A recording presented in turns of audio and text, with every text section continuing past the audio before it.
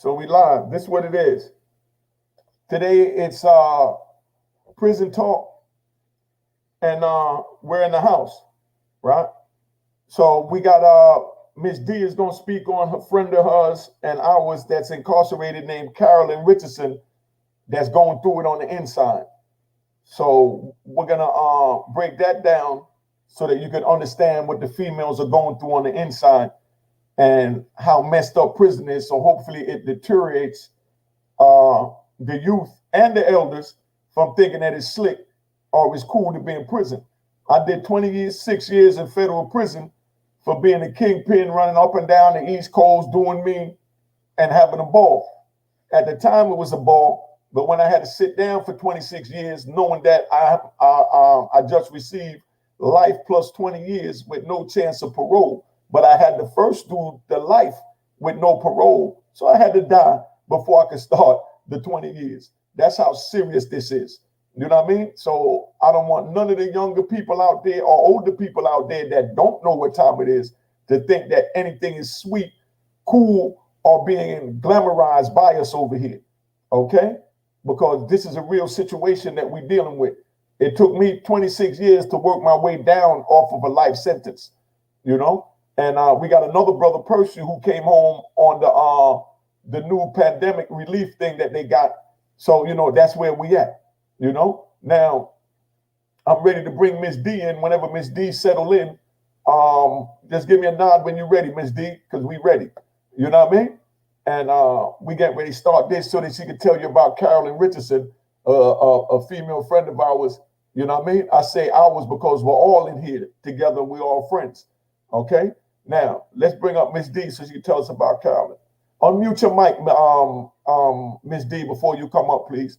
All right? So that we can start. Okay. Now, there you go, right there. All right? Here we go. Yeah. How you doing? How you doing, guys? This is Miss D from Married to the Music Entertainment. I want to say thank you so much for coming out here tonight, listening to each other's stories, because without us, there's no one. Trust me. I just want to tell a story really short. I'm going to be brief tonight. So I'm helping a lady named Caroline Richardson. Carolyn Richardson. I want to say her name correctly. And this young lady, uh, was feeding her habit back in the days and, got arrested. And when she went to federal prison, um, they kind of really neglected her needs. She had a lot of problems with her eyes. And she kept like going back and forth to the doctor, to the infirmary and stuff like that, asking, them to send her to an outside doctor. So what happened was when she started going back and forth to the clinic, they started like marking her and, teasing her because she had got something put into her eyes when she was on the street and it needed to be either taken out or maintained. And once she got to federal prison, whatever it was started to bother her eyes.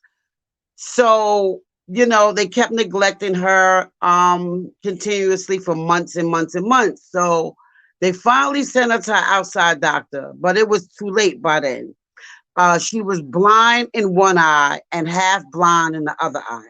Now she didn't go to prison blind. She could see just as well as everybody, on here. I mean, as us watching each other. And so, she did sue them. She won $2.5 million from the feds. Yeah, she did win the case. And when I read up on the story, it was really, I heard it from my own mouth. But even reading it, and it was in the New York Post. It was in the Washington Post and the Daily News. And reading the article on her, how they marked her was really flabbergasting for me because, I also work as a social worker in the Department of Corrections. And, if we're not taught anything, especially in the medical field, we're taught to have compassion, something that we all have just to get through this world. You know what I mean? So, the young lady can't see out of one eye. She could barely see out the other eye. And that wasn't the end of her domain in the federal penitentiary. After that, she was sexually assaulted by a correction officer.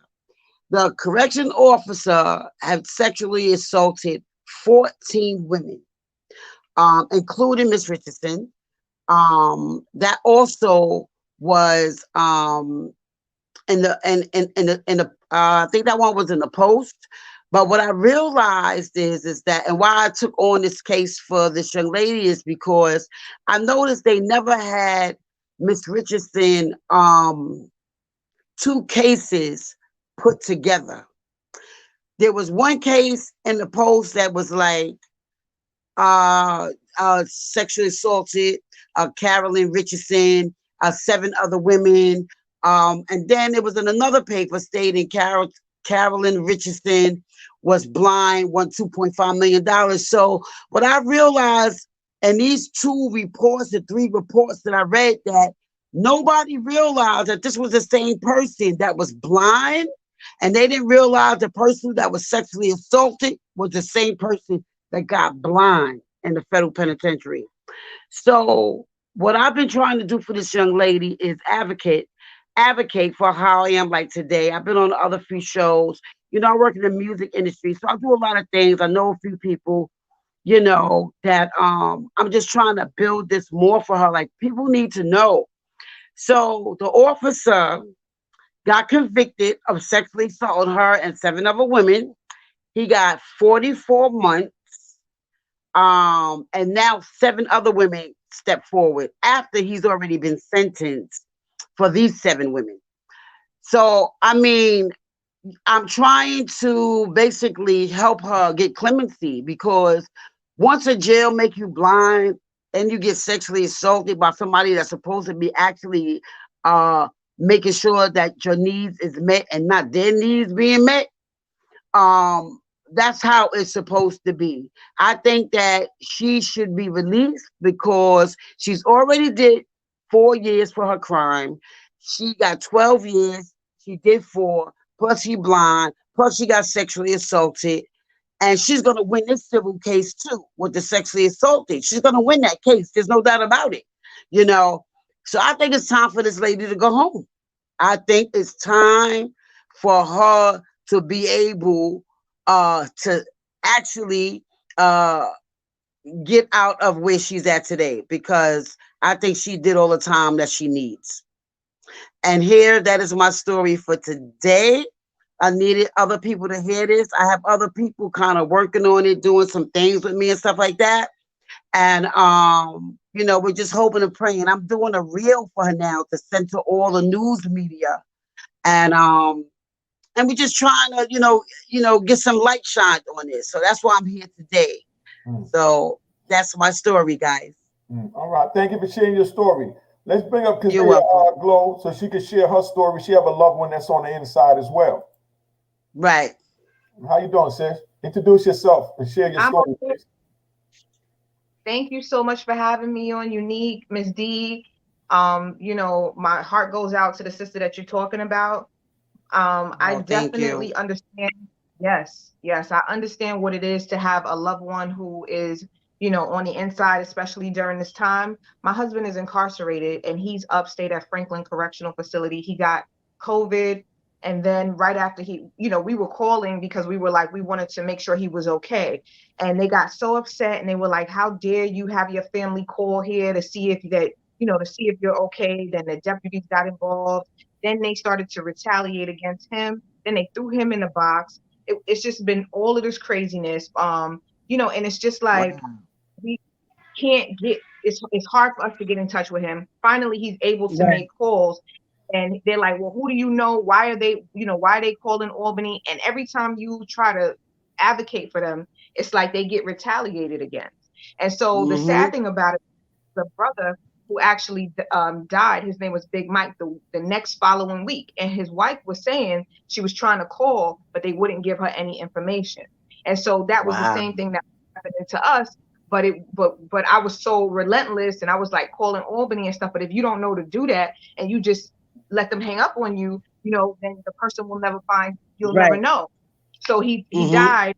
And the thing about it is, this is a hub, and I wanted to let anybody know who might have somebody upstate, Franklin, any of those places. You can reach out to me at Keziah Glow on Instagram, because the more people speak up about certain things, the more things move, the more things happen. And realistically, right. I'm sorry, but I gotta stand up. It's important. They're not documenting the actual numbers. Like Governor Cuomo just got caught up because the Attorney General was like, hey, you only documented 8,500 people from New York State died in the nursing homes. Well, realistically, it was over 50,000. So what's happening inside of the facilities, they're saying, oh, this person had a heart attack. Oh, this person had a respiratory issue. Oh, no, they're not documenting it under COVID.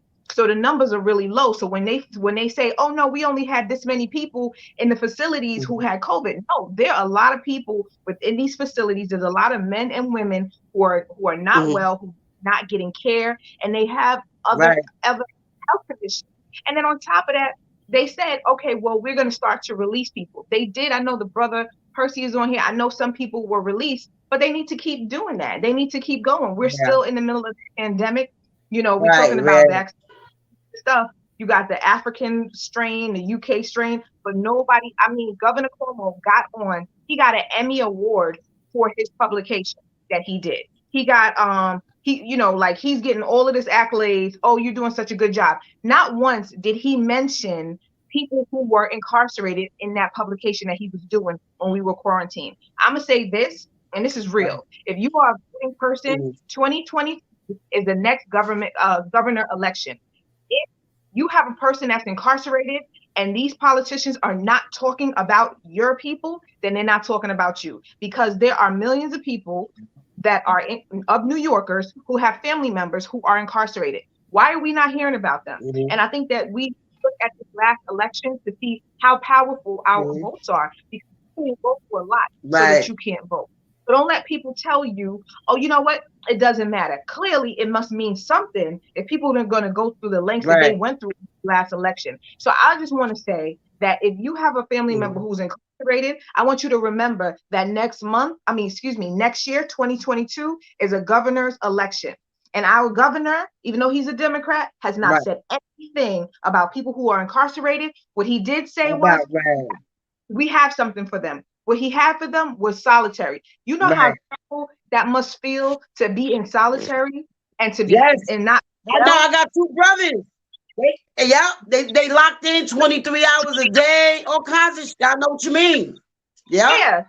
So you're gonna mean to tell me, you know how horrible that must feel to be in solitary, to be sick, because we all know what it is not to feel well, to feel sick. You can't get in, like the sister you about, you're not going to get no real treatment. They're not going to treat you right because they don't like a certain type of people anyway. And so you're getting treated inhumane because, remember, the 13th Amendment, you are not a regular person. You're not a free person. You are a slave. So you're getting treated like a slave. You can't get no health care. You're supposed to die like that? No, they did not sign up for death. These are not death sentences. This is not a death sentence. Nobody here got the. Why are we sentencing all of our brothers and sisters to death sentences? So I just want to let people know. Yes, I'm sorry. Wait, I think it's muted. It's muted. Okay. All right. So this is where we at. Now, in the Feds, Attorney General Barr, before he left office, he gave the Department of Justice permission to start a program to release people that was elderly and that might have that was susceptible of getting COVID, the pandemic, of getting that, and not being able to recuperate if they get it, by looking at their prison record, how they've been doing, and their underlying conditions. Now, I want to give a big shout out. That's how the brother Guy Fisher got out. That's how William Underwood got out. And then Lou Hobbs got the clemency. Terry Flannery, Big Meech's brother, also got out on that. So it's working in the Feds, because I know a lot of people that has been getting it in the Feds. You know, a lot of people speak bad about Donald Trump. You know what I mean? he most definitely was New York reckless with the mouth, like the rest of us money getters from New York. When we get money, we get cocky and talk that ish. You know what I mean? So that was definitely an issue with him, was his mouth. But he definitely did a lot, way more than anyone else for the justice system with the programs that he implemented. I got out on the program that he implemented called the First Step Act that said that if you got a crack case and you've been self-rehabilitating yourself, that you could go back in front of your judge and present your case as far as why you feel you should get out, you know? And, you know, alhamdulillah, I made it. And there's some other brothers that's behind that I'm trying to help get out. I can imagine what it's like in the state, because in the feds, when I was down in Florida, in Coleman, Florida, I was there from 2010 to 2018. You know what I mean? And 5 years I was in the penitentiary over there, and I couldn't get no medical help. I had to write up to my congressman, because just like you deal with the governor with the state, in the feds, I knew to deal with the congressman. So I used to write my congressman regular, Rangel, the Senator Schumer, you know what I mean, Nancy Pelosi, everybody from New York, and I put the jail on blast as far as the lack of medical attention they was giving me, because all they try and do is take a dollar. You know what I mean? They give you generic medicine that they get from their cousins and their uncles and aunts that started their own little thing buying, you know, the generic medicine. So they really tested it out on us on the inside. You know what I mean? To see if grow another arm. You know what I mean? So I mean, it's real crazy. And I want to say a big shout out to Dr. Matula Shakur. You know, he's in Butner. He's recuperating from cancer. I saw him right before he left me in California, in Victorville, when they sent him to Kansas. And then now he's in the chemo section over at Butner, and I had his son up here and did a tribute to him for my son's birthday. But now we got Percy that we're getting ready to bring up. But Percy, before I bring you up, I want to bring up Fabio Watkins, because she's an ex correction officer, and I think she could answer some questions for these young ladies about how it works on the inside with the medical, and everything that Keziah said is true. When you reach out to the outside people to complain about the jail within, they get to retaliating against you. That's what they do. You know what I mean? But let's bring Fabio up here. Introduce yourself and let them know what you have done and where you at, so they know that you qualified to speak from how the inside work. All right? How you doing, sis? Will do. Hey, big brother. It's Fabio Watkins. Hello, everyone. Thanks for having me again. I am a retired correction officer, recently retired from New York State Corrections. I worked at Bedford, Sing Sing, downstate Greenhaven, and I retired from Edgecombe. So, guys, you guys said a lot. And the young lady Keziah, I want to say that you are very right in regards to anytime there's an issue, you got to call the jails and you got to be very vocal. I would tell inmates, families, that it's very important to be very vocal, and let the state know that, thank you, Terry, and let the state know that, you are behind your family members. You know what I mean? Like, they're not out there on their own or incarcerated with nobody behind them. One of the things I always tell people to do is get in touch with the chaplain, because the chaplain will do, most chaplains at the facilities will step up and speak on behalf of an inmate, especially an inmate that's ill or gravely ill. There's usually certain allowances made for inmates who are sick. Now, I know that they have basic or standard medical care, but I believe that as the family members, I've seen it. I've seen over and over again where they had to take them out for outside hospital visits where they were treated, especially for cancer. This COVID thing is really, really big. I'm in touch with one of my girlfriends who still is working in Sing Sing. And pandemic sis next time, please. Oh, yep. Yes. All right. Go ahead. Forgot. My bad. the pandemic and what's actually happening in Sing Sing. A lot of the officers are being affected. They said most of the inmates were being affected. So you guys were right in terms of some of the more nonviolent crimes. They were trying to make allowances for letting people, releasing people, so to speak. But in terms of, I would say, stay in touch as much as possible. Keep calling, and get names, because if you get names, like say for instance, you call a prison and you get an officer's name and you find out that the officer or lieutenant hung up on you or something of that nature, you could call Albany. Like they're gonna. What's happening is, trust me, they don't want these lawsuits. I mean, people think that the jail doesn't get checked. People in the jail get checked. They don't want these lawsuits. They don't want these extra problems. You have to continuously call and write, document stuff, keep your letters, your information, and stay very connected to the inmate. Visit as much as you can, and especially if there's an illness going on, there's very much that can be done. And if you, like I said, the chaplain is very helpful. A lot of people don't reach out to the chaplain, but the chaplain can make connections, especially if an inmate is gravely ill or close to being gravely ill. The chaplain will step in and step up, and that's a fact. Okay, that's good to know.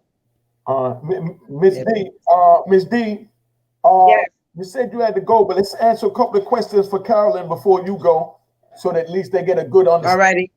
They definitely feel your struggle and your pain, because I feel it. Now, Right. why is she incarcerated?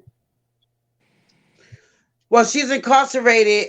She had breast reduction a few years back, and she got hooked on oxys, like the suburbs. But she didn't get suburb time. She got 12 years. So I know a lot of people. I'm in the music industry, and I know a lot of people that get hooked on those pills doing reconstructive surgery and don't really be getting no time. You know what I mean? Okay. So I just got to keep it up in the air with that. So what are we doing to help Miss Richardson at this moment? I'm talking to you and everybody on this chat right now. That's what we're doing. Beautiful. Okay. Excellent answer. Okay. So you're holding the state accountable. Oh yeah, they already paid her $2.5 million already for the blind. Now the officer, he's already been, charged, and he got 44 months. He got sentenced already. 7 more women, came about after he was sentenced. And she's suing them for that also. And so was the 7 other women. So, okay, the jail blind you and you get sexually assaulted. Like, I think your time is up. You here because you was addicted. Huh? No, go ahead. Yeah, I feel like she went to jail because she was addicted to oxy. Like a whole lot of other people. That reminds me back in the crack era. You know what I mean? A lot of people went to jail because of their habits. And they didn't need jail time. They needed some other kind of time, but not jail time. And I just know even today, people in other neighborhoods, I will do quotes if I can, not getting 12 years for oxys. And that's the only time you've been arrested for the. Yes, dear. Go ahead. You know what's messed up about that, Ms. D, is that when the whole heroin thing happened in our neighborhood, everybody was going to jail. Right. Remember 2 years ago, all of a sudden it was, it's like everybody was talking about, it's a disease now. Yeah, it's a disease. When it was going on, when it was going on with us, we was just saying no. Ms. D, let me make some clarity to that. I'm glad you brought that up. Both of y'all ladies, I'm glad y'all brought that up. What happened is that they have a thing out that they call Suboxones. You know what I mean? Suboxone is the modern day methadone, right? Right. A substitute for drugs supposed to wean you off the drug. Obama put that in Obamacare. You know what I mean? So that was the best thing he could have done to keep the Obamacare alive this long. So if y'all don't know, I'm giving y'all a real. That Sebastian in the Obamacare was so that all of those rural, you know, backwoods Trump supporters, kids that's on heroin, you know what I mean? Now they call it a pandemic, an epidemic. I mean, it's a crisis. It's no longer lock them up and throw away the key. You know what I mean? Yeah. I know a lot of lookout officers that did 2 decades with me in prison that didn't get 2 decades worth of money. You know, but by Obama put that in the Obamacare like he did when Donald Trump came in, he came in with the intentions they put him in office to do away with the Obamacare because they don't want to have 50 years from now little European Bobby saying, "Mommy, Granddad, I'm going to go get N-Care, Black Care," which is Obamacare because it's a black man's name. So they don't want that. They just get it wrong. You know what I mean? So they put Trump in there to get rid of it. But when he went to get rid of it, when they went to get rid of the Obamacare to get his name off it, all of those rural people that their grandkids was addicted to heroin, you know what I mean? Now those joints go for like $100 a piece. You know what I mean? In the joint for one of those little Suboxones that they give out 30 for free. You know what I mean? So now when they went to try and get rid of the Obamacare, that would have went with it, and then those Europeans would have had to pay for the Suboxones for their kids that was addicted, that they was trying to wean off. So they prevented the removal of the Obamacare because the Suboxones, which was the heroin care, was in it because it's not a whole bunch of blacks that's on heroin, which we know a lot of blacks is using it, but right now it don't hit the white suburban neighborhoods at full force. You know what I mean? So that's why it's a problem. It wasn't a problem when the Vietnam vets came back from Vietnam addicted to heroin in the 70s. Then it was minimum and everything else that led to my 2.5 decades in prison. So let's get that straight. You know what I mean? Y'all want to learn? Right. You know? So that's where we at. So that's why Obamacare is still alive, because little Joey's Suboxones is in that. And little Joey's grandmother is like, you ain't gonna try to take me for that, because you got Joey addicted with all this over-the-counter drugs that you started out with, which is, you know, the same thing that the sister, you know, Carolyn is in jail for. You know what I mean? Because look at, you had the rich white people, the movie stars, they was getting, what's their name? One of them went over there and was shoplifting. She was so bad on it. Right. You know what I mean? And she had a bag of money, but you know, it impaired her. But she got probation, you know what I mean? And a smack on the wrist. But Carolyn got 12 years in prison, just so you see how it worked. You know what I mean? Now, let me, Miss D, do you have to go? Because I want to break Percy up, and I know you said you had to do something. Are you good? Yes, I do. You know why? Because you know I'm supposed to do this last week, so I had, you know, I got my grandkids here this week. It's so you could always come back. Yeah, I went on vacation to go see my mother. And I will. Listen, I want to come back and talk about me being executive producer and owning the rights to the Jam Master J movie. Okay, so we're gonna be, you know, I want to talk about that soon. Well, we definitely gonna do that, because like Friday night, Sticky Fingers from Onyx is gonna be on my Grown Folks Talk, so that might be good. I'll let you know about that. Okay. Oh yeah. Me and Sticky be talking. We be talking. He know I wanted on him. I texted him about a month ago, making sure that he ready. Okay. Well, I talked to him today, so everything is good. We're gonna do something Friday. We working out something for my Grown Folks Talk on Friday, but we definitely would love to have you back. But I don't want to hold you up, and I definitely been holding Percy down there a little too long, and Hassan been trying to get in, having problems. So we want to thank you for coming. Thank you for sharing about Carolyn. Thank you, guys. Thank you so much. I greatly appreciate it. Thank you, Miss D. Okay. Now let's bring up Percy. Percy, please share who you are, big bro. I appreciate you. And I want to thank you for all your good work here in organizing this panel and the panels you did in the past. Thank you. And you look good to me. Thank you. You look real good to me. You got a positive image in my mind, and you definitely went where I'm trying to go. That's good. That's good. And I just got here. But you know, I refuse to not at least try, even though they're trying to push me to quit. You know what I mean? Because no, you can't do that.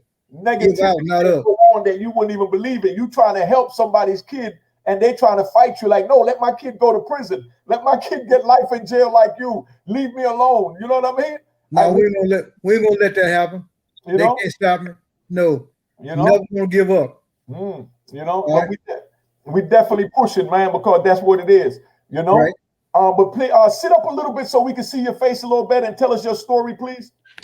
Okay. There you go. I was the owner of a school teaching logistics. And when I got my contract with Workforce Development, I had to find people jobs. So at that point in time, I created a company called Truck Management Services, Inc., where I will assist individuals that want to invest in trucking companies and ask them to bring me $25,000.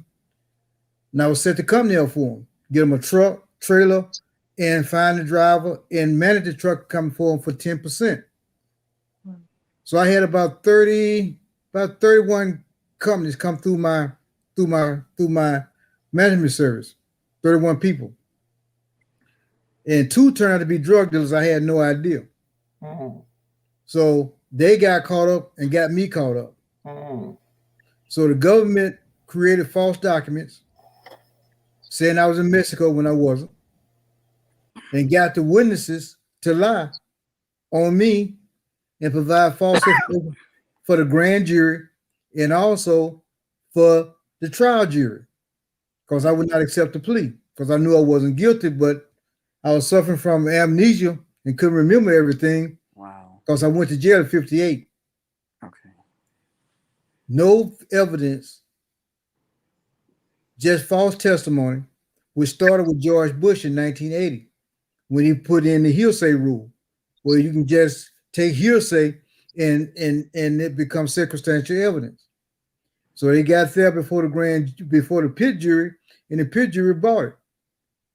So during that process of going after sentencing, I started investigating my case, and I did a Freedom of Information request from the DEA. They gave me the copy of the false document that they gave the grand jury, which stated I was in Mexico. So I found a bank record during pretrial that contradicted 2 counts in the 13-count indictment.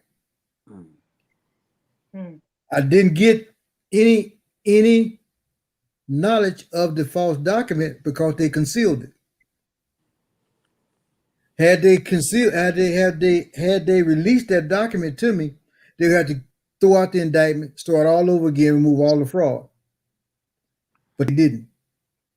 So I got the paperwork showing the false evidence, and so it took me about 6 years after that for my memory to come back. I got to teaching logistic classes while I was in Lompoc, California. They shipped me from North Carolina across the country in order to keep me from being in the district where my conviction took place. So that slowed down my momentum in contact with the attorney. Supposedly, the attorney is supposed to be helping me out with the case. So, and all that, I finally got my memory back, and I started the process where I filed what they refer to in the federal 2241 actual innocence petition. So I got that established. So when I filed that in Indiana, they transferred me to Kentucky trying to kill jurisdiction. This is the games they play. So while I was in Kentucky, they were coming down on me under act of reprisals because I refused to work for them. I wouldn't work for them. I wouldn't do anything for them because I was pissed. Put it mildly. So at that point, they denied me medical care. They would not allow me to research my case like I wanted. Anything they could do to hinder me from putting up a meaningful defense and getting out. So, but in all, Indiana stated to me in 2019 that no matter where the inmate is transferred, they retain jurisdiction if your 2241 is properly filed. So that saved me and got me on the record where I could show that my judge was biased. So I showed the judge was biased.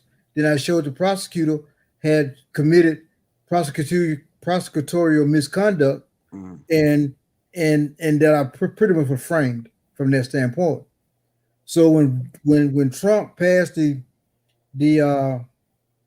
COVID situation, the judges got together and allowed me to be released under the pandemic to keep from addressing my actual innocence petition. My judge refused to even allow me to file it because I had filed so many petitions that she put me on pretrial pretrial injunction, where I couldn't file anything. So now I got the door open at this point now that I'm out, so I can have a $50 million lawsuit in against the government right now. So we're pushing that.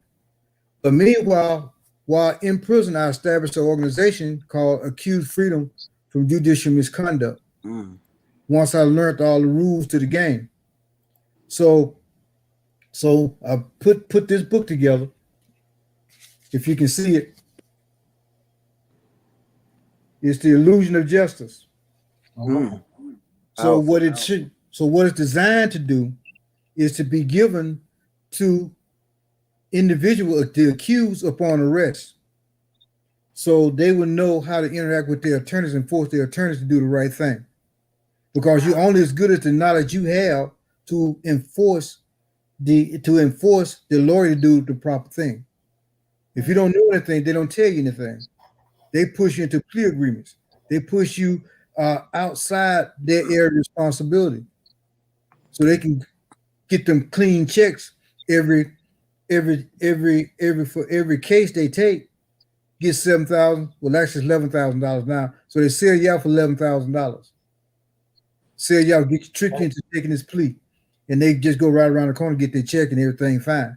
But you don't know, because they have, number one, have not researched your case, don't know what your case is about, and you at arraignment, you go to pretrial hearings, and a lot of times they don't want to do a pretrial hearing.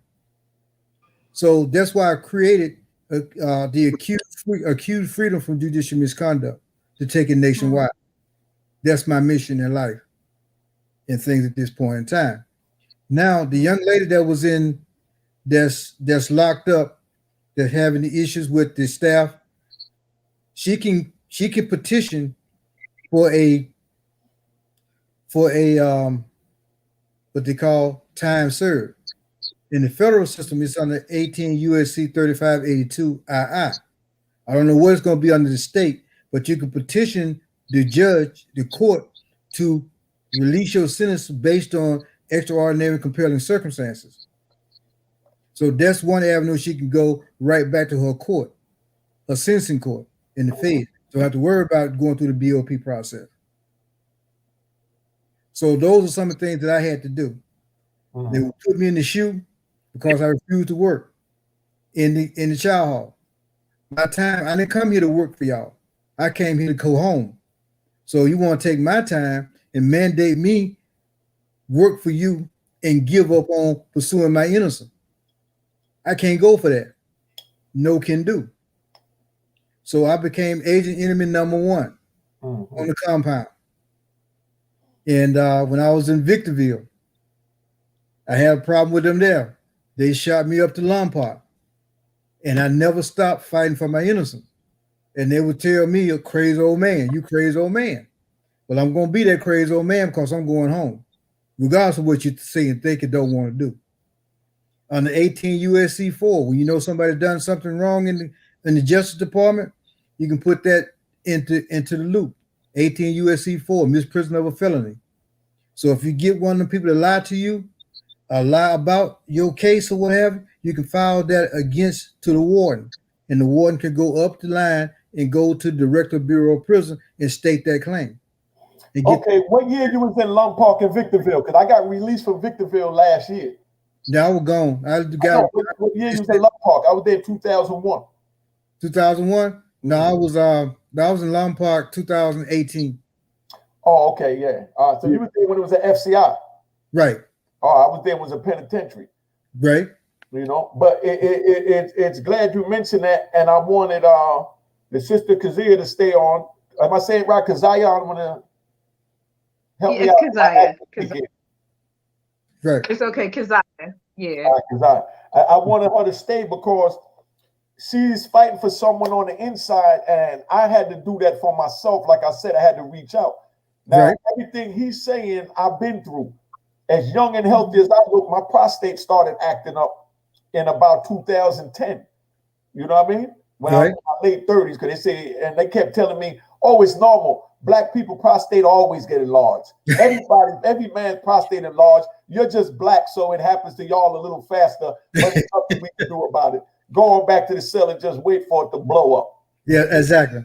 You know what I mean? So you already know what I'm talking about. Ain't no doubt. I wasn't taking no for an answer. So that's why I reached out to my congressman. Like I said, I reached outside the jail. You're doing the right thing by going to the governor. All of those grievances and all of that. Right. You file a grievance, which is a complaint against an officer at the jail. It goes to his supervising officer. Right. If his supervising officer rules against him for you because you're not getting the medical attention or because their officer is being unprofessional, I'm going to give you 3 words to use when you write the senators, when you write your congressman, your governor that give them the attention, right? When they get into the to the thing and they look at it, the first thing they do is, if they rule that their officer is unprofessional, it falls on them for not training or supervising them properly. So they're going to do everything they can to say their officers was right because it falls back on them. True. You understand what I'm saying? So, like he said, he went to the ward and it trickled down. I don't do all that. When you write the governor, sis, like when I write my senator or my congressman, they're the ones that make the laws. They're making laws now. They're the ones that gave out that good cell phone, that Obama phone. You know what I mean? They're the ones that gave out the stimulus check. The senators and congressmen. You know what I mean? They're the ones that make the laws and make the statutes, like the 848 Kingpin statute, like the conspiracy statute, like the money laundering statute. All of that come from your congressman and your senator, and then it goes on the president's desk. You know what I mean? They're the ones that dictate what goes on in the prison. You understand what I'm saying? So if you have a problem with the prison, only person that don't care about getting the prisoners trouble is the people that's above the prison and own the prison, because all they want is the prison to run smooth to keep us in there, to give their free slave labor at their factories to make their cheap goods for their fellow people. You know what I mean? What they call them corporations. Right. You understand? Right. Now, since I was in prison, Kate, I learned how to be a mechanic. You know what I mean? I started off, listen, they had me fixing Hummers. You understand? I had brothers that would tell me, oh man, why are you fixing a Hummer? Because then they're gonna use those same Hummers to go overseas to go fight this and that. I said, but I'm gonna use that same education to go home and feed my grandkids. You know what I mean? So if they're giving me the education to fix a Hummer, me not fixing it is not gonna stop the war or affect the war. You understand what I'm saying? I need the education on how to fix this Hummer. So when I get home, I can fix a Hummer. Do you know that I also became an electrician? I'm a cable specialist where, let me grab your cable like this here, right? This is a cable. You follow me? Yeah. I was in Lum Park, so I know you know about this, the cable factory in Lum Park. In 2001, I became an electrician and cable specialist where they gave us the raw wire with all of those little 5 wires on the inside that connect to these little connectors on the front. And they taught my dumb ass that couldn't read or write how to match these numbers up, and I could put this together in my sleep. Right. Do you know that I got so good at it that I also make what they call it submarine cables? I made a cable this big that had 1,100 connectors in it that connected in another connector with a male and a female, where you put the male and the female and they connect. I was making cables for airplanes, for submarines, you understand? And couldn't read or write when I went in. And when I was taking my butt over there to the work, they had a thing called a soldering factory, where you had to learn how to solder to put the connectors on these little things. Right. You know what I mean? See all this? There's like 20 little connectors on this. So your hands got to be real tender. They need this extra magnifying glass to go on top of your glasses, on top of the magnifying glasses. That's how technical it is. But all the homeboys, they had a movie theater there, which you know about, homie, in the Lum Park. Right. They got a movie theater there, and every day they showed the baddest movies there. The best movies they showed in the movie theater from 8 o'clock in the morning. You know what I mean? Then you go back at 10 o'clock. You get ready to eat. You go eat. And then you go eat by 11, 11:30, you done eating. 12 o'clock, they call work call. 12:30, they showing another banging ass movie. You know what I mean? That ends about 2 o'clock, 2:30. Then you come back from work, or you go back from the movie theater or the yard. And they had a golf course in the yard, a little miniature golf course. Yeah, it sounds real good, right? Got a little miniature golf course in the yard. Then they went and got Sony PlayStation and all this stuff put up there, about 10 of them, and had football tournaments where you can go up there and play football. Sound like a lot of fun, right? And they, all that. But they did that for what you call the dumb niggas. That's it. The dumb niggas to play. Go play some Nintendo. You know what I mean? Go watch a movie. We'll give you the new Arnold Schwarzenegger movie. Just take your dumb ass out to school and out the law library so you can sit here while we get other people that want to learn. You know what I mean? That want to help to facilitate the prison to move forward. You understand what I'm saying? So while they're watching movies every day, when I'm coming back from work, you understand what I'm saying? From learning how to make these super cables, they're coming back high as hell from drinking White Lightning in the movie theater, telling me, Unique, you should have been there. I said, no, I'm getting ready to go home with all this good education they trying to give you that y'all don't know nothing about. This back in 2001. I got locked up in 1993. They said, man, you ain't going nowhere. You got life with no parole. I only got 80 years. I said, yeah, and what you got to do for the 80s? 72? You're going to live 72 more years. Dude, you're going to die in here with me if you don't get your butt to the law library and get out. And if you do get out, what are you going to do when you get there? What are you going to do? What do you have to offer the community? What are you going to tell the judge you're going to do when you go out to make a living? You know what I mean? When they got all this, what they did is they took out, they had college courses in the joint. I went to college in Lum Park. You know what I mean? And I couldn't read or write when I came in. But I took advantage of everything they had to offer. Any class they had, if the door was open, I was the first one in the class. You know what I mean? The first one in the class. While everybody running out to the yard to get the first basketball court and call winners and get the first team and play putt golf and watch the best movies, my dumb ass, as they call me, you know what I mean? Oh, you think you're a dumb ass. You over here thinking you're going to go home. Yeah, I'll be your dumb ass. You know what I mean? Don't worry about it. You see me on MTV one day. And I used to tease them and laugh at it. And they said, boy, you crazy. I said, yeah, I'm crazy enough to get out this goddamn prison too.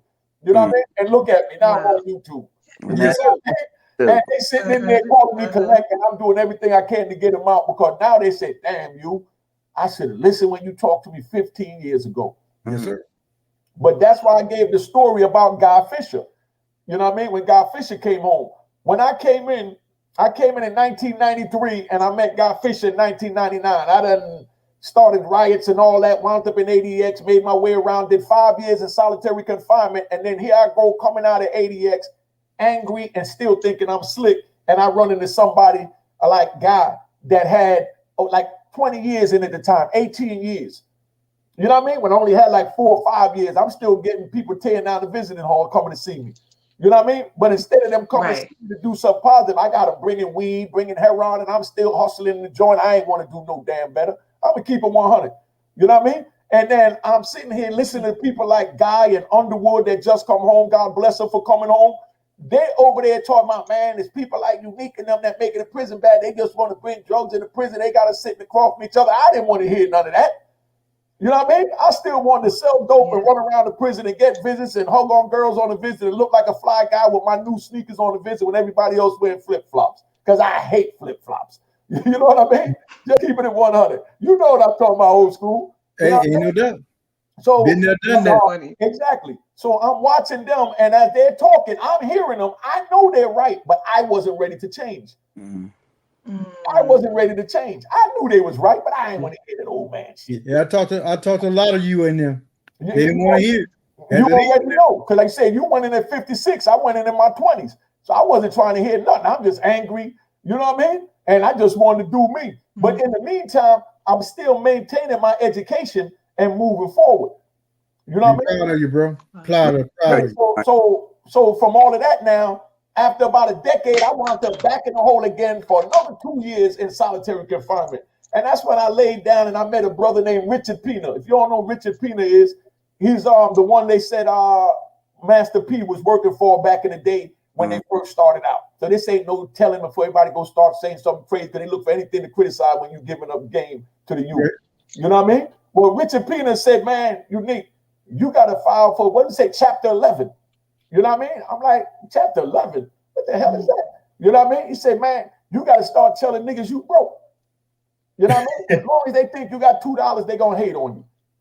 If they think you broke, you their best friend. Because we love company. Ain't no doubt. You know what I mean? So all them new sneakers I'm getting sweatsuits made to buy 2 or 3 sweatsuits to make a long sweatsuit jacket to look fly in the prison. But the female CO, the 1 or 2 they got there, they on me. And I'm feeling like I'm on the street smoking weed, drinking. I'm good. You know what I mean? Right. But then I'm running the other old heads that got 30 years in. And they like, young blood, you going to be in here like me unless you get yourself together. You real intelligent. And you were smart enough not to get caught up on no violence. So you got a chance to get out.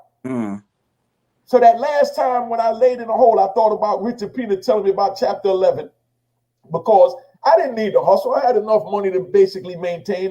They only could spend $290 a month. Right. Sending me that, and I got plenty of money on my books. I mean, jailhouse money, not no real money. But you know what I mean? You know, you got a little 15, 20 grand that'll last, you know, a good minute at $290 a month.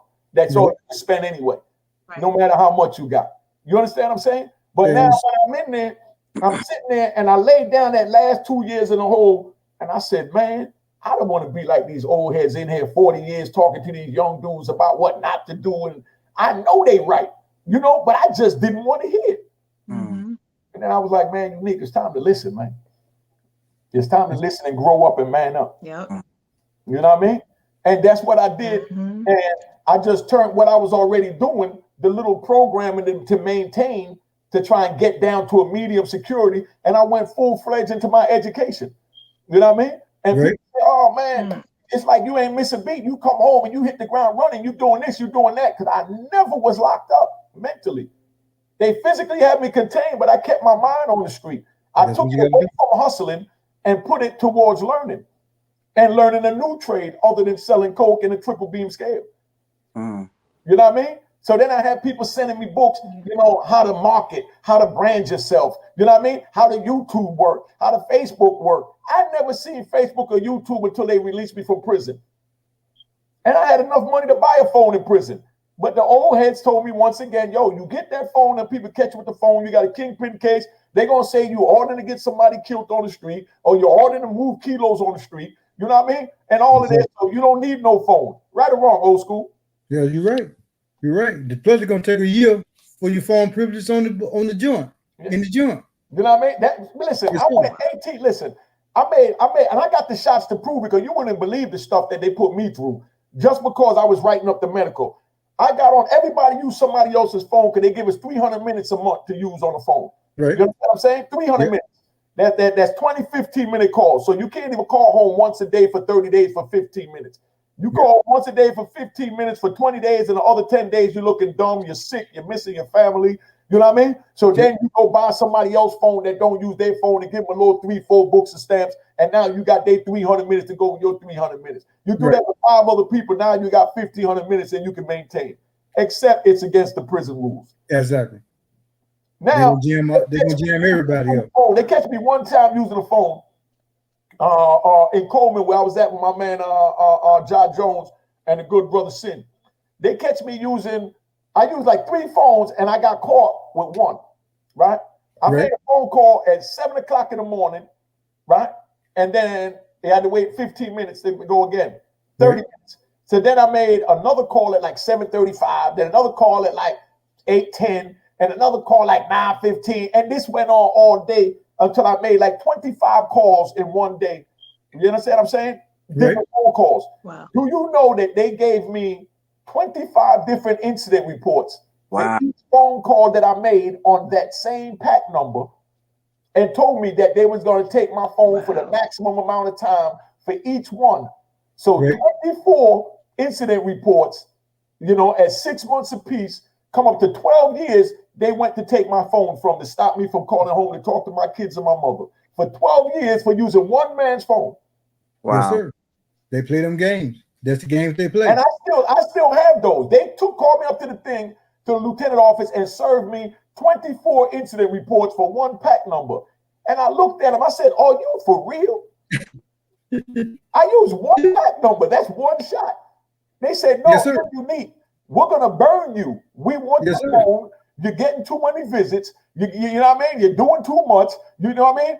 We don't want you on our phone. We got to break you so that you don't have outside support. So you have to come to us to support you." Exactly. That's the way the system works. They shut you off from the outside from your loved ones by making the sisters miserable when they come up, make you take off your shoes, take off your head turban, and they put you through all this so that you can say, "Man, I'm not going through that no more."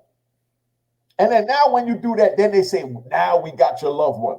Because now you frustrated. You ain't going to send him no money because the communication ain't there no more. And now we got to go get our job in our factory or in our kitchen. That's it. For 20 cents a day. I couldn't do it. Wouldn't do it. You understand what I'm saying, family? Yeah, they put me in the shoe and everything for it. I spent 9 months in the shoe because I refused to work for them. You see what I'm saying? Yes, but sir. these are the games that they play. But we have to and we must, stop the youth to understand that this is serious. You know what I mean? They're not playing with it. When I got locked up, I said, "There's no way in hell." You know what I mean?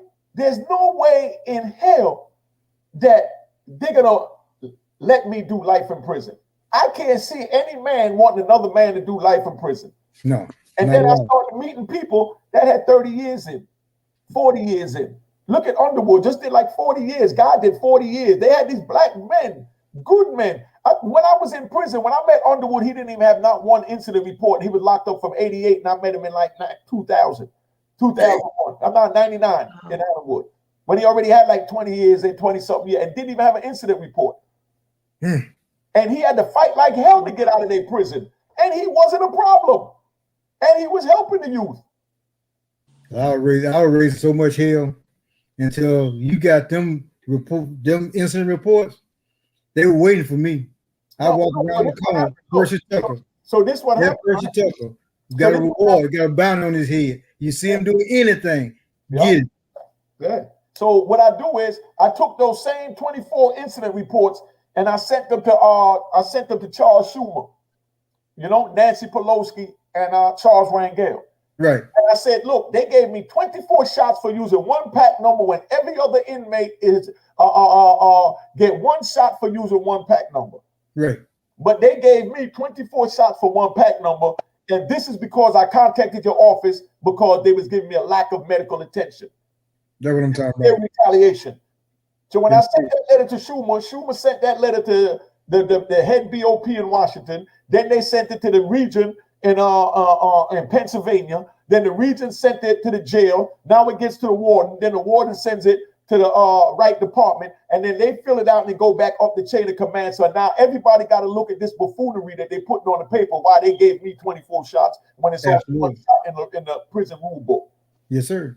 So then they took to my cell and they took me out the room, locked me in the shower, and tore my cell up looking for these 24 incident reports, so that they could respond back saying that I was lying. So now when they say, "Where the incident reports when I'm in the shower locked in?" I said, "Man, I've been through those out." So they let me out the shower.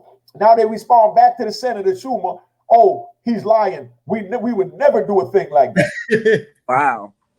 They do that. No, work. but I lied to them. I still had the 24 incident reports. So I made a copy of those incident reports and sent it out legal mail right to Schumer and said, with the response that they said, no, they're lying. Here go the reports. Exactly. So now they come to my door and say, look, man, what we got to do to let this go away? You know what I mean? We're going to send you across the street to the medium. Much better place. You know, less killing, everything is sweet. You know what I mean? I said, okay, I ain't got a problem going. They said, okay, sign this saying that we resolved the matter. I said, I'm not signing nothing because we ain't resolved nothing. You know what I mean? But we sending you to the medium. No, send me home. That's it. That is resolved. You know what I mean? Sending me to another prison is still prison. That's it. You know what I mean? So I don't care where you send me. Not with your family. You know? This is what they did to me when I wrote this. I was in Butler when I wrote this. And so I told the warden what I had wrote and what it was about. Warden tell me good. Said from some of the reports I've seen, the guys need this. Yeah. All right. So I got my wife to send me another batch of 100. So they held them up at the mail room.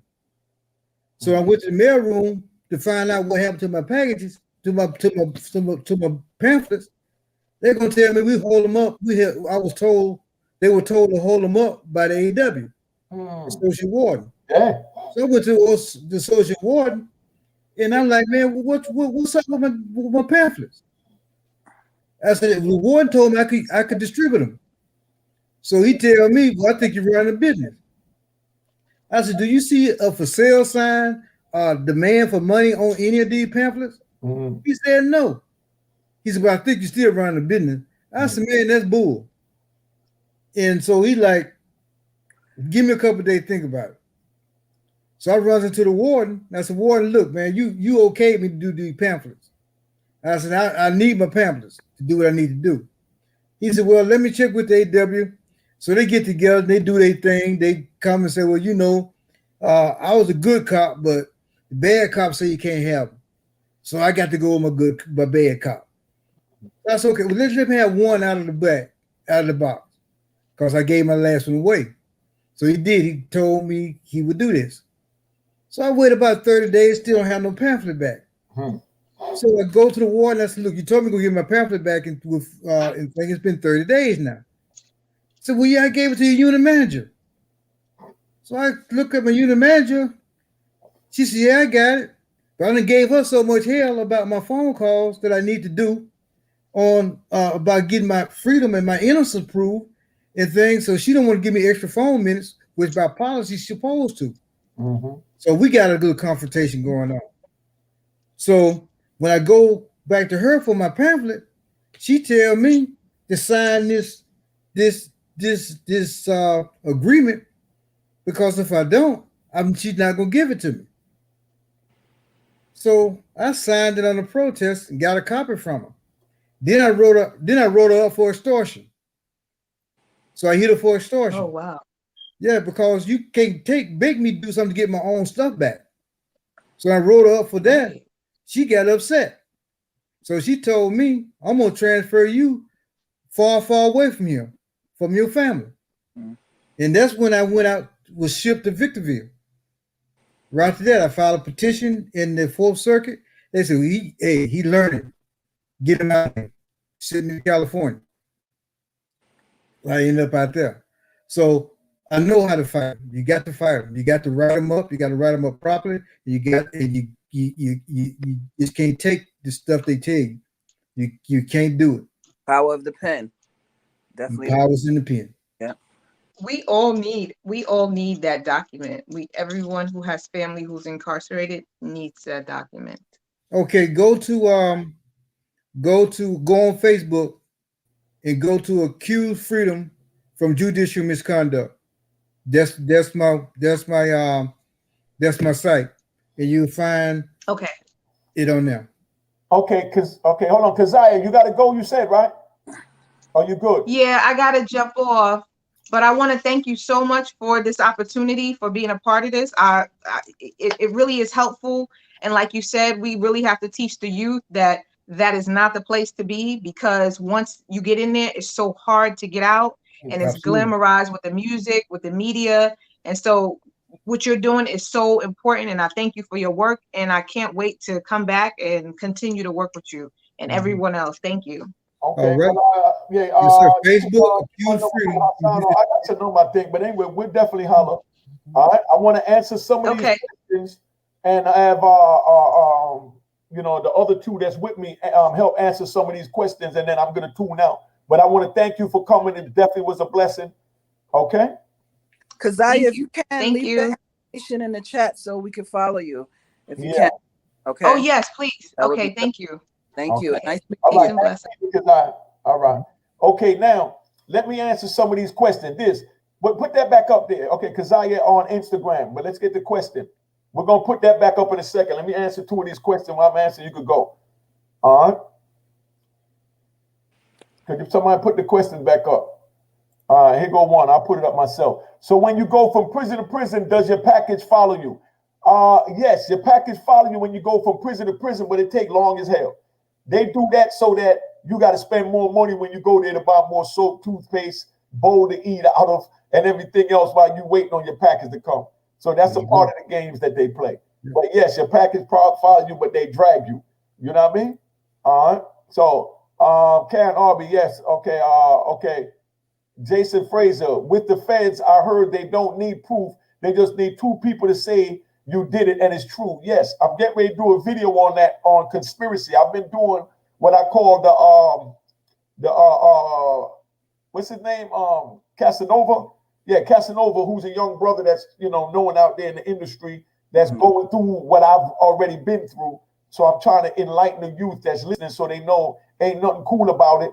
And you know, just how this thing moved to break down what he's facing and how it's looking, you know what I mean? And what is going on. Now, what was that question that I just had up there, man? Stop putting nothing up there. So when you go from prison to prison, where the other one? I got to do this myself, or could I get some assistance with the questions that was up here? Okay, so somebody put a question up there, man. What's the other question? You know, somebody else had asked, okay, okay, hold on, man. Hold on. Because now we're getting too crazy with this. There was a question up there that started with a question mark in the front that somebody keep taking down that I wanted to respond to. Just put it back up there. While you arguing with me on the TV, just put what I'm asking up there, please. That's all I'm asking, man. Okay. Now, I didn't answer it. All I did was read the question. The question is, with the feds, I heard they don't need proof. They just need two people to say you did it. Yes, that's called conspiracy. I'm going to do a video on that. Conspiracy is a thought crime. If you think about breaking the law, you broke the law. And that's how they get a lot of minorities locked up, because that's the easiest crime. We're thinking about saving the youth, so they can turn this around and say we're all conspiring, you know what I mean, to save the youth, even though we didn't save nobody and we didn't do nothing, but we just talking to hopefully that somebody hear it to listen. You know what I mean? So conspiracy is somebody saying, yo, man, I think I'm going to rob that ice cream truck or that federal truck next time it come through the block. That joint's sweet. The dude don't even come out with a pistol. I know we could rob him. You know what I mean? And then now I say, man, that sounds like a good idea, but I ain't trying to be a part of that, man. And the other dude said, man, I'm going to go and rob it. I don't care what your soft ass say. I'm going to go rob that truck. You know what I mean? And then now he go rob the truck and he get caught. Now they say, we need you to give us somebody else so we can cut your time. He said, oh, well, I told Unique I was going to rob the thing. Oh, and Unique didn't report it to nobody? No. Okay, well, we're going to charge Unique with conspiring with you because he conspired to keep your secret of what you was going to do. That's how you was able to attempt to rob it. So therefore, Unique is guilty because he didn't turn your dumb ass in. Okay. That's how easy that worked. To answer your question, all two people got to do is say that, yeah, Unique was there. Unique heard us talking about robbing that bank. And then they can even, then now I come in and I say, like my man said, I ain't had nothing to do with it. I don't know nothing about that. You know what I mean? And then now they come in and they say, okay, well, take this cop for this 20 years. I say, man, I'm not taking a cop for nothing. Then they say, okay, now they go back to those same two people that brought my name up that know I ain't had nothing to do with it and tell them to say, it was all my plan. It was all my idea. I was the ringleader because I want to, go to trial. So now when they go to trial, when they take me to trial, they take me to trial for being the kingpin, for being the boss. So now I go to trial for being the boss. And when I go to trial, you know what I mean? I got to fight all of these hearsay testimonies, but the jury's hearing it. So they charge you with the crime and conspiracy to the crime. That's called 18 USC 371. That's a general conspiracy. A general conspiracy only carries, it starts at 5 years. When it's drugs involved, that jumps up to 10 years. You know what I mean? If it's more than 5 grams, now it jumps up to life in prison. And that's how they play these enhancement games. I'm going to do videos on all of that to break it down on the actual YouTube channel, like I did the RICO, the CCE, and the forfeiture laws that they're doing with young Casanova. Because that's how simple this is, man. If you're in the car, look, if I get in the car, if you're driving and your brother get in the car and y'all get pulled over and your brother got a gun in the car and now your brother say it wasn't his. You know what I mean? Now they're going to charge both of y'all. That's it. You know it ain't yours, so you definitely ain't pleading guilty. So now they go to your brother and say, look, all we need you to do is say that it was Percy's, gun, and we're going to give you probation, you know what I mean, and let you go right now. But you just got to come back to testify against tough-ass Percy because Percy don't want to cop out. Yep. See what I'm saying? My story is that. That's how easy that is. You know what I mean? Now, do you have any knowledge on Washington Correctional Facility? Washington Correctional Facility, if you talk about Washington State, those is all state jails. Washington, D.C. is considered as a federal jail because the White House is in Washington and Washington's being ran by Washington. So they call all that federal property. So you commit a crime in Washington, they call it a federal crime, even though they had their own separate system. They was using law, and then they found out that was corrupt. So then they pushed them all over into the feds. And now we swam with a bunch of Washington, D.C. people fighting, living under federal conditions when they had it much better in their own state. The state is always better because you're dealing with your own people. Just like Percy said, they sent him to Lombard. Where you from, Percy? What state? Virginia. From Virginia. Now, I caught my case in Virginia. Now, what the hell am I doing all the way in California in Lombard? Exactly. What am I doing in Victorville? What am I doing in Atwater? You know what I mean? Come on, dog. Exactly. And didn't go there for doing no wrong. You know what I mean? I just went there because they said, oh, nigga, you too slick and think you too slick. We couldn't catch you, so we just going to shoot you across country so you can't get no more visits, and we could cut your nuts from your family. Exactly. You know what I mean? And that's where that went. You know what I mean? So, that's where we at, man. Next week, I'm going to try and get somebody up here to help me put these questions up on the board because I can't ask questions and do everything my damn self. Do friends need proof or just snitches? No, they don't need no proof. All they need is word of mouth. That's it. You know what I mean? That's it. Word of mouth is all you need. Next question. And that came from George. That came from George Bush in 1980 when he put the hearsay rule in the game. Exactly. That's where they got the exactly. Like you said, George Bush put in a hearsay rule. You really need to speak to these people that is behind the wall because that is that's Arthur Pamela. I'm trying to get here to see what she's talking about. Oh, that's good for too. By the way, you're gonna I'm gonna introduce you to her because she's doing a lot behind the prison. She also has her husband who is in prison, and she created this prison magazine. So she's Arthur Pamela. Okay, this person. Okay. I really need to speak to these people that is behind the wall. I'm trying to. I don't know how they're going to hear the word from here, but y'all need to get the word to them that I'm up here doing this and tell them what I'm telling you and question what I'm saying and let them know that they need to tighten up. It took me, I might have been home sooner than 26 years, but I was busy screwing up. You know what I mean? Here go Pamela. Yes, we need a better system, period. So when people go to prison, they can get the help, education they need. So once they come back in the world, they can function and never go back to prison. Exactly. But the thing is, they took those programs out because we wasn't taking advantage of them when they was there. So they made it look like it was a waste of money. So instead, they used that to build another prison. Yeah. You know what I mean? Ain't no doubt. Put another 2,000 blacks in them and minorities. You know what I mean? My man, Ty Jones, I did almost 13 years and watched men die while begging and fighting to be heard about their health issues. Exactly. John was there with me while I was fighting and trying to get heard to get my medical issue when I had my prostate issues. You understand what I'm saying? You got it's like pulling teeth trying to get them to hear you. It's like, oh man, they treat you worse than cattle, man. Wow. Absolutely. Worse than cattle in there if you go up there with medical issues. You know what I mean? You better believe it. You know what I mean? So big shout out to Arthur Pam. I appreciate that. You know what I mean? Yeah. All right. Okay, now ghost dope that John's actually talk about. Ghost dope is like this. If they turn around and, okay, look, I had a girl at my stand say, oh, I walked in the room and Unique had these 3 bricks piled up. You know what I mean? Had these stacks. It was like, where my hand at? It was like this much. You know what I mean? She using her hand. Right. And, you know, the prosecutor said, how much was it? And she said, I don't know, about this much. He said, okay, don't move. Somebody get me a ruler. He came back with a ruler and measured it between her hand and said, well, that's about the size of 3 kilos. So give him another 3 keys. Wow. Just from her saying it was this much. Yeah. You got people, I'm going to give you another one. You got people that say, oh, listen to this. A guy, they charge you with 50 grams or more of crack cocaine. 50 grams or more, because they know anything over 50 grams is automatically life. So they don't tell you a number or more. You know what I mean? They wait till they pick up people on your case. When they get picked up and then they come in, then they get them to say, well, how much drugs they selling you? Oh, I was getting 2 grams a week from him and I was making little 8 balls. You know what I mean? Oh, you get 2 grams a week? Okay, how long you known them? About 4 years, 5 years.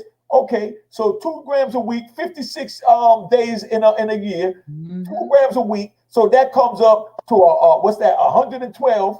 You know what I mean? 122 grams. You know what I mean? Right there, and we know 36 is already a key. So that's like 4 keys right there for that little 2 grams. And then say, you know, the 4 years. So we times that times 4, and now they give you 8 keys. That's it. And tell you they're giving you life in jail, and all you did was buy 2 grams to make a couple of 8 balls. But that's ghost dope, as Big John Jones wanted me to explain to you. So they say, yeah, I was getting 5 grams a week from them. You know what I mean? For 2 years.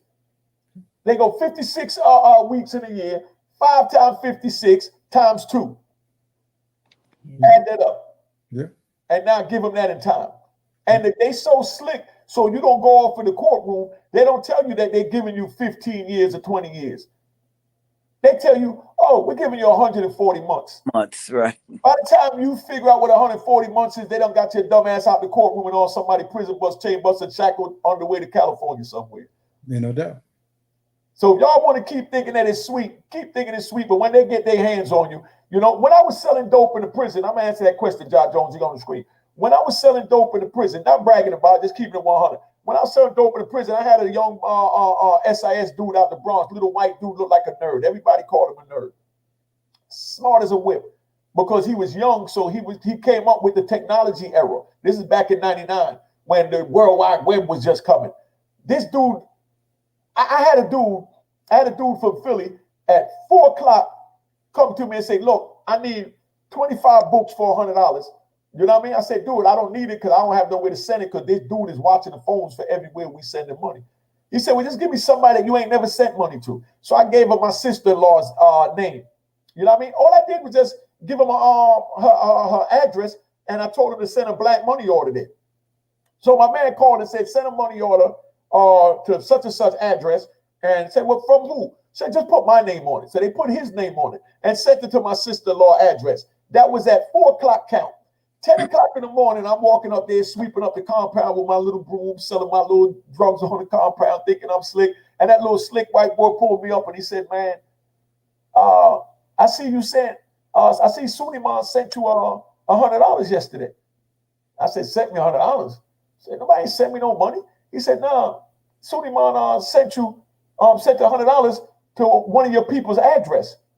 I said, oh man, he tricking on her already. I just introduced him to that girl. You know what I mean? So the white boy looked at me and he said, you know what? I'm gonna let you get away with that one. You know what I mean? I know you lying, but it sounds good enough. But I just want you to know I can let you get away 100 times. And all I need to do is catch you one time, and I can give you another life sentence. So don't think you outsmart me. You got this one, but I'm gonna still get another chance because you ain't gonna stop. Wow. All of these things are things that woke me up. You know what I mean? Now let's get to John Jones. Tell them how they make us cop out by telling us if we fight, we can bring people. They would lie and if you are convicted. All right, let me give you one. Wayne Perry. You know what I mean? Notorious Wayne Perry. I was with him in ADX Supermax. Notorious Wayne Perry. Copped out to 6 murders.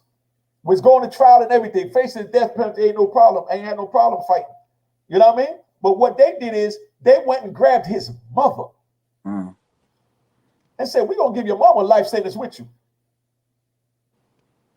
So as a man, he said, man, just give me the 6 bodies, man, and let my mama go, man. You know, I can't have my mama go through this shit. Right. And Wayne Perry sitting in ADX Supermax now, sentenced to lifetime in prison because he refused to let them take his mama.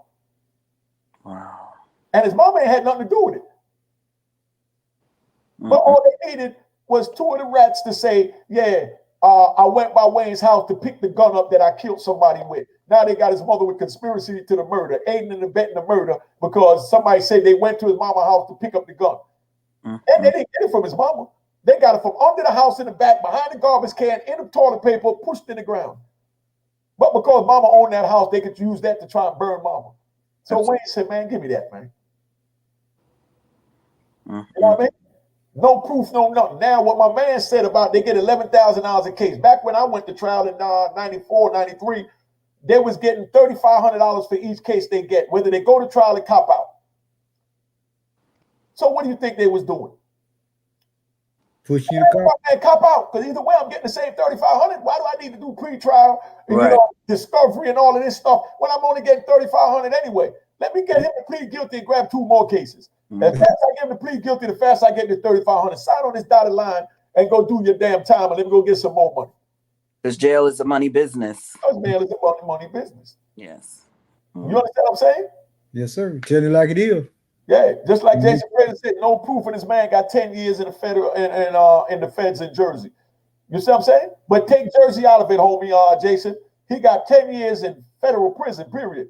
Because your man gonna wind up any goddamn way, even though he went to trial in Jersey. You know what I mean? And you know, that's where it's at. But you know, we've been on here long enough, hour and 21 minutes. I'm getting ready to tap out.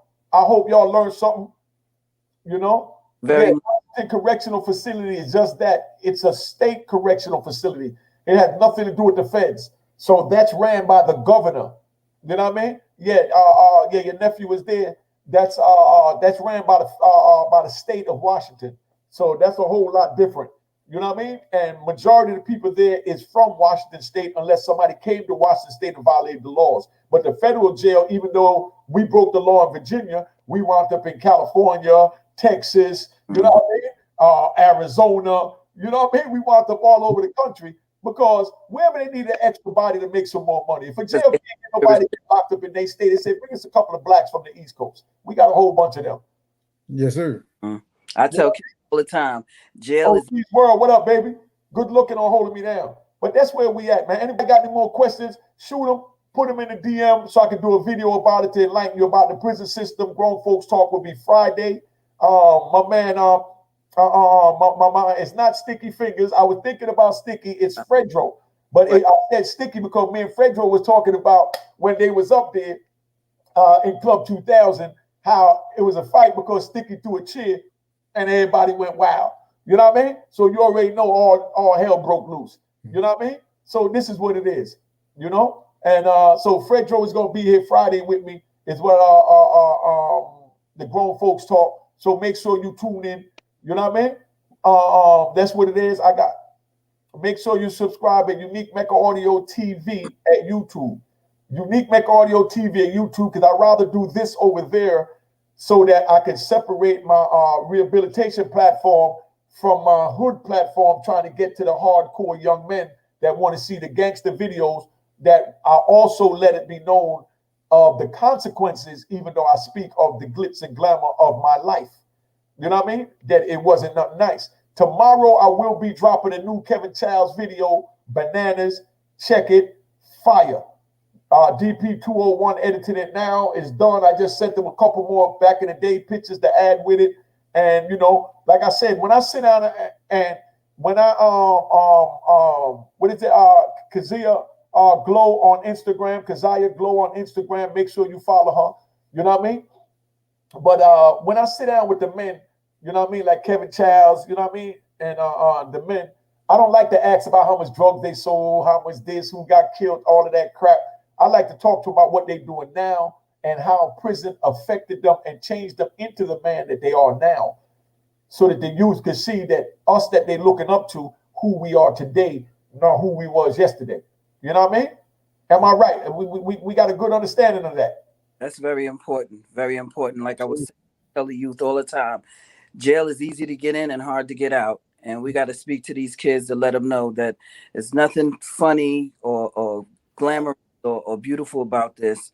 We got to save lives. So definitely appreciate what you're doing. And Percy, I want to get your information as well, because we definitely got to get those pamphlets out into everyone's hands so they know how to respond and react when they're detained. Absolutely. Okay. Yeah. Where can they get the pamphlet from, Brother Percy? What was that now? Where can they get your pamphlet from so we can let them know? You can send me your address and thing through my Facebook account, Accused Freedom from Judicial Misconduct. That's on Facebook. Repeat that again so we can put it on the screen. Say it again. Accused Freedom from Freedom from Judicial Misconduct. Accused Freedom from Judicial Misconduct. Right. At Facebook. Right. Accused Freedom at say it one more time so we can type it on the screen, because that's a whole mouthful, dog. You got to shorten that, family. Accused Freedom from Judicial Misconduct. Accused Freedom from Judicial Misconduct. Right. Okay, we're going to try and put that on the screen before we tap out. There it is. There it is. I put it up there, right? Yep, it's up there, right. And also, that's where y'all go to get the pamphlet so you can hear from the good brother. I'm giving up my time doing. You see, I keep wiping sweat off my upper lip. I'm hot, but I think it's worth it because I know somebody's listening, because I love the comment. You know what I mean? And I thank my man John Jones for tapping in. BK's finest. You know what I mean? You know, Sunset, we in the house, man. You know what I mean? Chachina, you know what I mean? My assistant, we doing what we got to do. All right. And Friday we got the grown folks talk, and during the day, me and Fredro probably do a live to let everybody know about it Friday, because we spoke on that. You know what I mean? Charles Smith, what up? You know what I mean? Checking in from St. Louis. You already know, son. We all over the place, man. We just trying to prevent the youth from going where I've been and where the people on the panel been. Even though she's a CO, she's been on the inside. She's seen some ugly things. Absolutely. You know what I mean? Served time too. 23 years. Okay. All right. And thing to be proud of, but we have to go through it sometime. Oh, there go my sister, Ned KB. What's up, sis? Thanks for tapping in. All right. So now we get ready to tap out. Y'all want to say your shout outs to whoever and tag your place or whatever so we could go, because I'm getting hot. This bucket is killing me. Well, thank everyone for tuning in, to all my friends, Terry Paris, or the Pamela, and all the others that tuned in. And we thank you, Unique, for this platform, Brother Percy. And you guys can follow me at Bayo Banks the Billionaire on Instagram, Bebe Carter on Facebook. I have a movie coming out called The Talk, which Unique I will shoot you through Hassan. And I have a few other people that I want to introduce to you for future guest spots. And just keep doing what you're doing, and thank you. And, you know, I just like to say, as a correction officer, retired correction officer, some of us were actually doing our jobs and helping out where we can. You know what I mean? Hey, a bunch of crap. A bunch of crap. I ain't like none of y'all. Some of us are actually doing our jobs. So I just wanted to put that out there. But thank you for having me, and I'll be back. Thank you for coming. But like you said, there was definitely a few good COs on the inside. Yeah, and Shannon Wilson, definitely late, but looking forward to the next season. Okay, definitely. Shavon Wilson, Friday we got Grown Folks Talk. So if you're trying to get on, anybody trying to get on the Grown Folks Talk, females or whatever, with me and Fredro and Hassan this Friday, let me know. Hassan had trouble logging in. That's why my big brother not here today. Okay. But be in the house. Make sure y'all send your things to Grown Folks Talk at Gmail. Grown Folks Talk at Gmail if you're trying to get on Friday's show.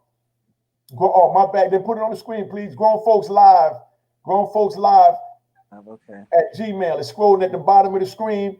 You Okay. can't miss it. Grown Folks Live at Gmail. If you're trying to get on the Grown Folks Talk with me and Fredro this Friday, you know what I mean? I got to reach back out to the homie Drez, see if I get him up there with Fredro. You know what I mean? But we're gonna do something big, man. It's been a minute. I ain't really been feeling it because it is what it is. But we're gonna make it back up. Big Percy, give you a shout out before we tune out, family. I want to give out a shout to Crystal for introducing me to you and things. And I hope we have a long association with many benefiting opportunities for people. Well, you got me, family. I'm here. You know what I mean? All Y'all got all my information. I respond to my DMs when I get a chance to get to it and figure out how to use it. So don't hold me responsible. You know what I mean? I got to. You my people. You my brother keeper. Gotta hold you to it. Amen. Gotta hold you to it. There you go. Sir. And I want to thank all y'all for tuning in, man. I'm out. God bless you. See you Friday night. But go to Unique Mecca Audio TV and subscribe now.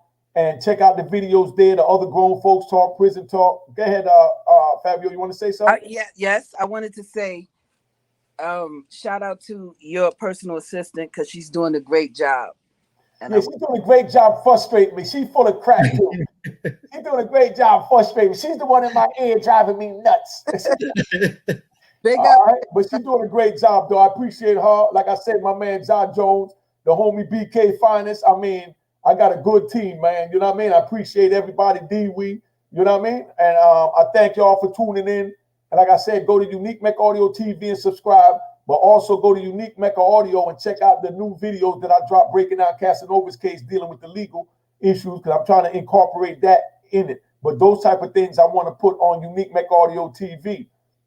You know? Oh, and we got Unique Mecca Audio models at Instagram where females can send their pictures in to come up there, and I'm putting pictures of nice looking ladies up there so y'all can have some eye candy to look at to escape during this pandemic and this snowstorm coming in a month. And we got Mecca Audio promo at Instagram and at Twitter, Crew Mecca.